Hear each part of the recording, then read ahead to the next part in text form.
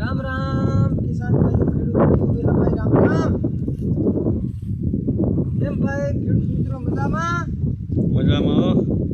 અમે માનવી બાપ દીકરો બે મોટો ભાઈ માં હેઠો વટે બે છોકરાને ઓલે દવા છાંટવા વીરાભાઈ મોકલ્યા. ખેતરું મારે રહ્યા હામટા એક માટી તો વીરાભાઈ આટો માર લઈ તો હાંજ પડી જાય. ખેતરું છે 13 સબૂત એટલે આમાં બધે ધ્યાન દેવું પડે ને. માંડવી કી હારી છે આવી છે? માંડવી હારી હો. માંડવી બહુ સારી છે ને અવાર થોડો ખાસ છે. હા એટલે માપી મેળી છે 29,000 રૂપિયા ભાવ એટલે માપી મેળી કહેવાય.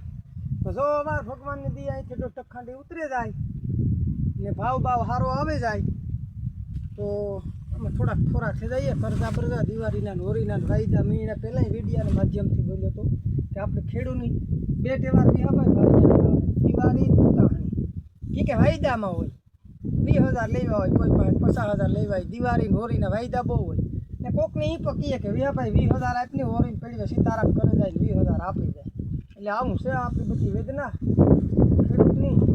ખેડૂતને માથે જીએસટી, ખેડૂતને માથે ભાવતાલ ને બીજા નંબરમાં આને જ કેવી રીતે માગણી વિહાભાઈ 1 થી 5 ગામમાં ગયા, પછી બીજેથી 10 ગામમાં ગયા.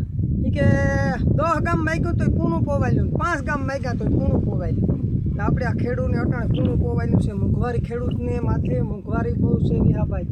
જીએસટી મોંઘવારી આપણું કંઈ આવે નહીં. એટલે આ માગણ જેવી આપણી બધી કે 10 ગામ માગ્યા તો પૂણું પોવાયેલું, 5 માગ્યા તો પૂણું પોવાયેલું. માંડવી સારી છે, ના ના ખોટું, પણ આ પૂણું પોવાયેલું ન થાય નહીં તો બધો ડૂસો નીકળી જાય. કરજા બરજા ના તે થોડાક થોડા પડે જાય.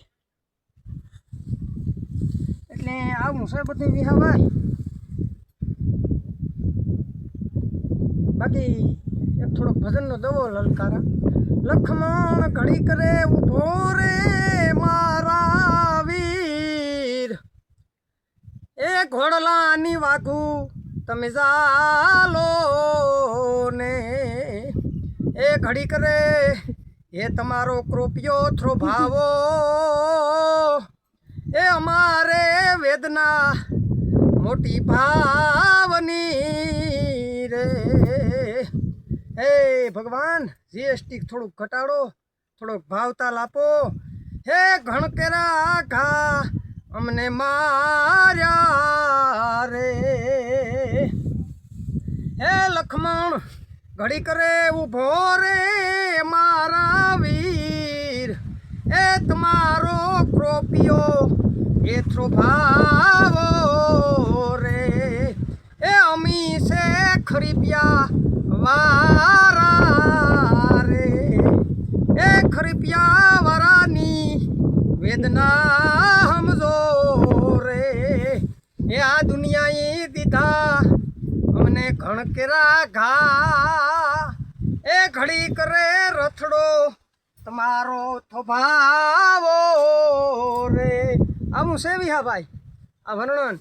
આ બધું લક્ષ્મણ સતીની પી યાદ કર્યા આપણો ઓહો ભાગ્યો ને. ખેડૂતનો દીકરો તો બહુ હોશિયાર છે. આ બધી વેદનામાં બધું વર્ણનમાં બધું સમજે જાય. સમજવું નહીં હું સમજાવીએ, અણસમજવું શું જાણે.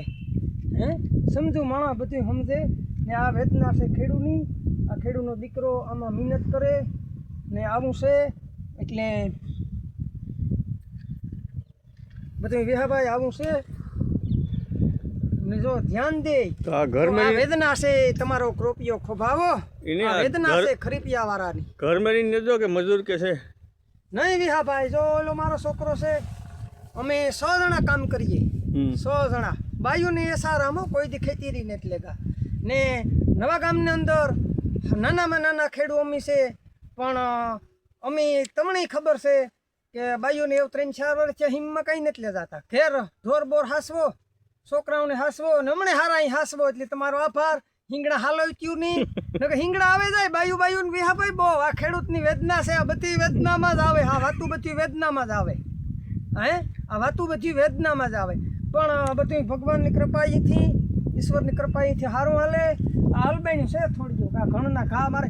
આ છોકરા કે વિહાભાઈ પ્રમણે દી કે આ કાજુ કુતરીનું શાક ખાવો. હી કે કાજુ કુતરી કે કાજુ કરી. હા તે હું કહતો હાલો હા તમારે સારું લેવા તો તમે ન કહો જેઠાભાઈ તો અમારે સારું લેતા આવજો એટલે એમાં જીએસટી અમે તો કાજુ કુતરીનું શાક લેવા એ તો બરાબર છે આપણે તો કારક ખાવું એમાં તો વીઆઈપી જતા હોય ને લઈ કે વાંધો નહીં. વીઆઈપી માણસ ખાય આપણી તો ફરજાનું કાલો ને બીજું તો કામ આપણી ફરીવા તો કઈ નથી જતા આપણા છોકરા હું કા કાજુ કુતરીનું શાક લેવીએ એમાં જીએસટી હું કા આ ખાવાય નથી દેવું ખાવામાં જીએસટી હાલ પકવીએ તો ના પડી ને આ કાજુ કુતરીનું શાક લેવા તો એમાં જીએસટી આમાં કરવું કામ એટલે આવું છે બધું આ તમારો ક્રોપિયો થ્રોભાવો તમે ખરીપિયાવાળાની ધા સાંભળો હે ક્રોપિયો લખમણ જતીને રથડો થોભાવવાનું કીધું તો આપણી ક્રોપિયો થોભાવવાનું કહીએ તમારો ક્રોપિયો થોભાવો ને અમે ખરીપિયાવાળા તમને રાવની ફરિયાદ કરી આવું છે જય દ્વારકાધીશ જય વસરાજ અને ખેડૂત મિત્રો મોજલી કિસાન ચેનલનું નામ છે